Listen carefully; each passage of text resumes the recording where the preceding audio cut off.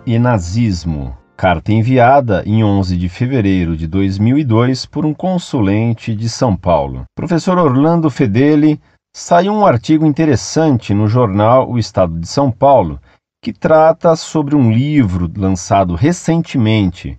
Não li o livro, mas pelo que percebe-se no artigo, deve ser muito interessante. Segue o artigo, intitulado Nazismo e Comunismo, Semelhança e Diferença. Ensaísta francês explica como políticas supostamente opostas levam a atos semelhantes. Autor do artigo, José Neumann. Por que a memória do Holocausto é tão notória enquanto se escreve tão pouco e quando se escreve a divulgação é tão pequena a respeito do Gulag comunista?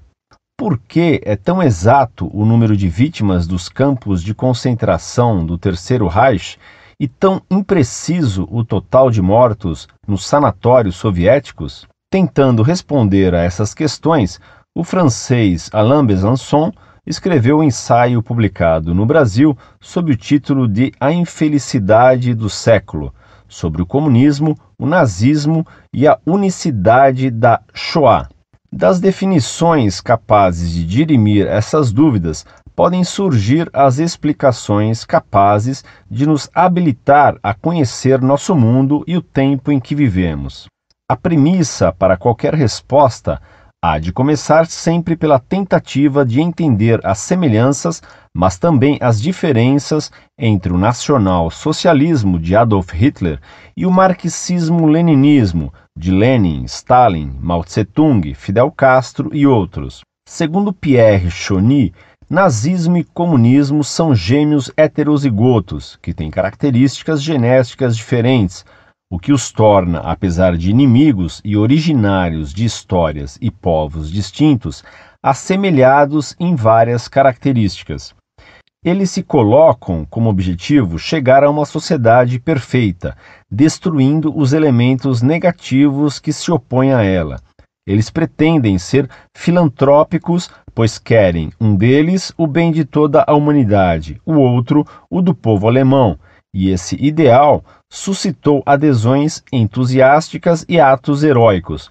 Mas o que os aproxima mais é que ambos se dão o direito, e mesmo o dever, de matar e o fazem com métodos que se assemelham numa escala desconhecida na história, escreveu Besançon já na introdução. Aí, como se vê, já surge uma diferença.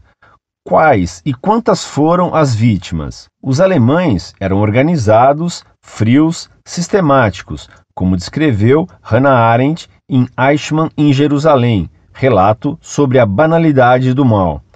Comandavam uma linha de montagem da morte em série e contavam os cadáveres para alcançar objetivos estatísticos e metas burocráticas. Suas vítimas preferenciais, os judeus, são memorialistas obsessivos, sobrevivem através dos tempos, registrando suas glórias e fracassos. Está aí a Bíblia para comprová-lo. Os comunistas não.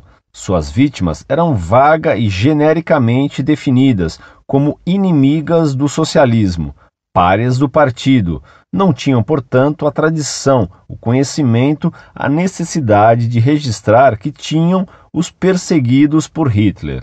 E não foi só isso. Há uma diferença capital entre os esbirros da SS ou da Gestapo e os da NKVD, tcheca ou da KGB. Se o nazismo era, sobretudo, estético, o comunismo é ético. Abre aspas. O nazismo restabelecerá o mundo em sua beleza, o comunismo em sua moral, definiu Besançon.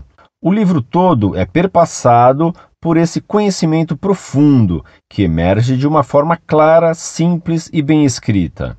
Em nome desse conhecimento, em rápidas linhas, o autor enfrenta mitos da historiografia espetaculosa, ao demonstrar que o Papa Pio XII não foi um colaboracionista do nazifascismo, mas, ao contrário, a seu modo, um sensato e inteligente polo de resistência no comando do Vaticano. No texto, em que se propõe ambiciosamente a discutir sem pedantismo, mas em profundidade, a natureza do mal em duas formas absolutistas, o scholar europeu analisa as consequências do fato de o nazismo ser pagão e, portanto, antissemita por definição, mas ainda, e não em menor grau, anticristão, enquanto o comunismo é ateu e, portanto, anticristão e também antissemita. A leitura desse livro é de grande utilidade, pois o texto conta como os dois regimes totalitários se infiltraram nas democracias para debilitá-las, usando sua própria natureza para depois esmagá-las. A tomada do poder por um partido comunista é preparada por uma luta puramente política no seio de uma sociedade normalmente política. Depois é sistematicamente realizado o que o autor chama de a destruição do político. As duas utopias totalitárias começam pela exploração do ressentimento e terminam pela destruição física e moral dos alvos desse rancor manipulado. Ambas também se inspiraram mutuamente em sua crueldade sem limites. O autor acredita haver razões para imaginar que a noite dos longos punhais, na qual Hitler eliminou seus incômodos companheiros de partido em 1934, foi inspirada no Grande Terror de Stalin e nos expurgos em que, à mesma época, ele se livrou de camaradas bolcheviques da primeira hora. Mas há também aqui uma diferença capital. O comunismo é mais perverso do que o nazismo, porque ele não pede ao homem que atue conscientemente como um criminoso, mas, ao contrário, se serve do espírito de justiça e de bondade que se estendeu por toda a terra para difundir em toda a terra o mal. Cada experiência comunista é recomeçada na inocência, escreve Besançon. O conhecimento da crueldade do Terceiro Reich afundou o nazismo no esquecimento, mas a amnésia quanto aos horrores patrocinados pela inocência sempre renovada dos comunistas mantém a ronda de seu fantasma sobre o planeta, não apenas sob o disfarce grotesco de Fidel Castro, mas também na China, na Coreia e bem pertinho de nós, nos sonhos igualitários de gente que se submete às regras do jogo da democracia burguesa, como Hugo Chávez na Venezuela e Lula da Silva aqui. O implacável texto de Besançon mostra como começa e onde termina esse tipo de ilusão, no extermínio físico ou na degradação moral. Para evitá-lo, convém começar por conhecê-lo bem. José Neumann, jornalista e escritor, é editorialista do Jornal da Tarde. Fim do artigo. Prezado Salve Maria, muito obrigado pelas informações que nos dá. Não lemos o livro de Alain Bonsasson sobre nazismo e comunismo, mas condenamos com ele em que nazismo e comunismo são gêmeos simétricos e dialéticos, filhos da mesma doutrina hegeliana e romântica. Obrigado ainda pelo envio do inteligente artigo de José Neumann no Jornal da Tarde. Esse jornalista se mostra bem arguto e profundo no que escreveu sobre nazismo e comunismo. Incorde Jesus Semper, Orlando Fedeli.